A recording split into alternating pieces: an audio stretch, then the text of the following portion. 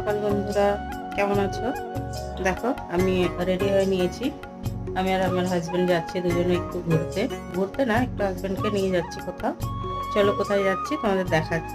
আর আমি এদিকে রান্না বান্না সব করে নিয়েছি, তোমাদের দেখাই কি কি রান্না করেছি। তাড়াতাড়ি করে রান্না করেছি। এখানে আলু পটলের তরকারি করে নিয়েছি, আছে শাক ভাজা, আছে না চিকেন ছোটো ছোটো করে কেটে চিকেন একটু ফ্রাই করে নেব। এটা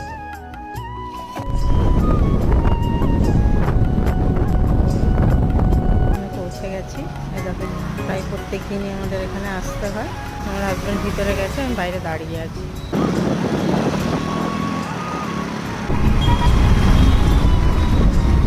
এখন বাড়ি চলে এসেছি হাজব্যান্ডকে নিয়ে। খাওয়া দাওয়া করবো, একটুখানি চানাচুর খাচ্ছিলাম। বলছি এসে প্রচণ্ড খিদে পেয়ে গেছে।